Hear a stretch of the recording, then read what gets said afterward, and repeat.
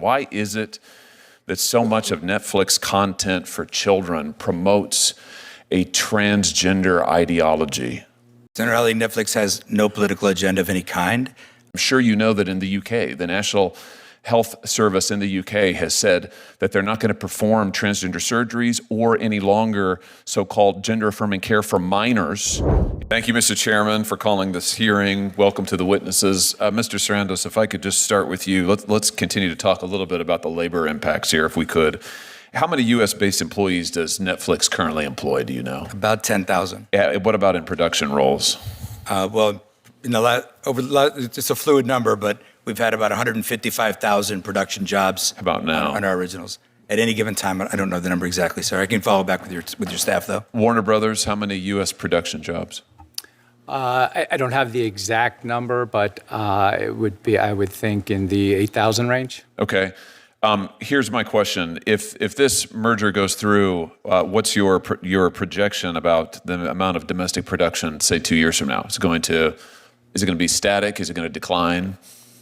Our production is going to increase. Domestic production. Domestic production Employment. is going to increase. Most of our production is domestic, and it will continue to increase. We've recently forecast our content spend, independent of this deal, to grow to $20 billion.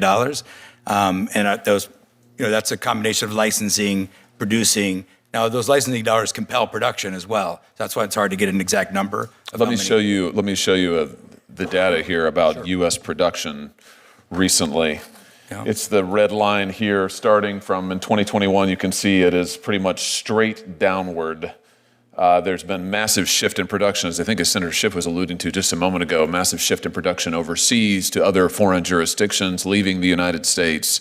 So will you commit to increasing domestic United States production and domestic United States production jobs? Did I hear you just say you would? Senator Hawley, absolutely. It's in our business plan. It's in our long-term operating DNA. I will point out, sir, respectfully, that chart is Los Angeles. Yeah, but it is Los Angeles, but if you look at the data, it is reflective. This reflects all of U.S. production. U.S. production is not going up, right? But some of these jobs have moved. It's going Some of these down. jobs have moved to Yeah, New but the Jersey. overall numbers are going down, and this is exactly the concern of labor. And without objection, Mr. Chairman, I'd like to enter into a statement for the record from the Teamsters, who have major concerns about this deal, as does, frankly, pretty much every segment of labor, Mr. Sarandos. And what they all say is they're worried that you're going to cut residuals, which is effectively payments. You're going to cut production jobs. So let's just go through a few commitments here. Will you commit to using union labor for all domestic shoots? We do use union labor. Will you commit to using it in the future for all of your domestic shoots if this deal goes through? Senator Hawley, we do use, this is the most unionized industry in America, and we use union labor on all our production. And you're going forward. I'm looking for a commitment. You have my commitment. Will you commit to a 45-day or longer theatrical release window for major Warner Brothers films? Senator Hawley, I just said that I would do that under oath, so yes. Good. And will you commit to fairly compensating your workers in the industry with residual payments? Well, top of market payment has been Netflix's business philosophy since we started operating over 25 years ago. What you have been routinely accused of compressing and reducing residuals, it's one of the biggest objections to labor to this deal. So let's see if you can lay that to rest today. Will you commit to full residuals? Senator Hawley, I would like to tell you this is a very complicated answer because we prepay. That's usually on the way to no. That's usually a way of saying no. So I'm looking for yes. Senator Hawley, I understand this is not a yes or no answer. It kind of is, though. It kind of isn't because, and we were going to sit down with the unions. You're disappointing me. Starting in the next few days, sir, we're sitting down with the unions for new contract talks that start actually in 3 days. That's a complicated, long no. I would really hope it would be yes. Okay. Are you asking me to commit to residuals in the traditional form? Because I don't think that applies in many cases. That's why I'm getting there. All right. Well, I think you've got some work to do on that, Mr. Sarandos, and I would hope that you'd reconsider your position. Before my time expires, I want to ask you about something else related to children. Why is it that so much of Netflix content for children promotes a transgender ideology?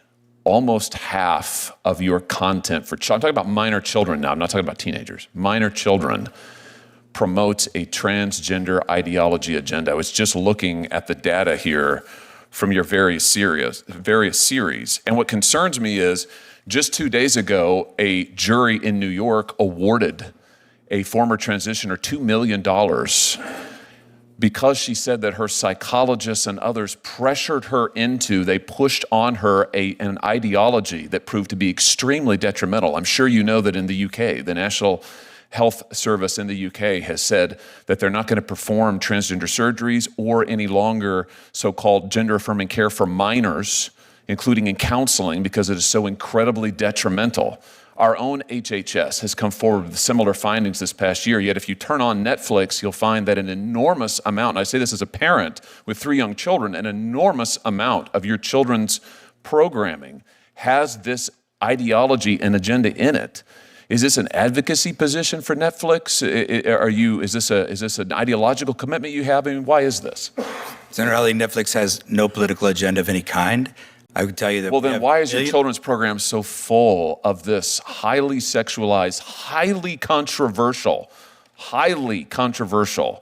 agenda? I don't understand it. It seems strange to me. Respectfully, sir, it's because it's inaccurate. We have millions of hours of children's programming. You're saying it's not there. You don't have trans. You don't feature trans characters, trans storylines, trans themes. It's not in your programming. I'm saying we feature a wide variety of stories and programs to meet a wide variety of people's tastes. Why is almost half of it? Why does almost half of your children's program feature this highly controversial, highly sexualized material? That just seems strange to me. It can't possibly be a reflection of the population. Senator Hawley, I don't have any idea where that number would come from or what that would be. I don't believe that's been your personal experience, but I can't speak to that. Well, what do you mean you don't think it's been my personal experience? You don't think that I monitor what my children watch on your... Here's what I tell you what my personal experience is since you bring it up. My personal experience is that my 3 children, I can't let them watch anything they want on Netflix. I can't let them watch anything on Netflix unless I preview it, because I don't have confidence in what's on your platform.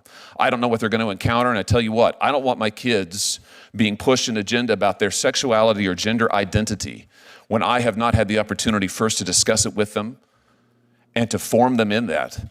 And I, frankly, on behalf of parents around the country, it offends me that Netflix is pushing this content at parents in what seems to be a very coordinated, thought-through, planned-out agenda in a way that, frankly, I think undermines parents, certainly undermines me and my wife. We have to watch every show beforehand before we can let our kids watch it. Now, I don't know. That seems pretty concerning to me. I know you make a gob of money on it, and maybe that's the answer.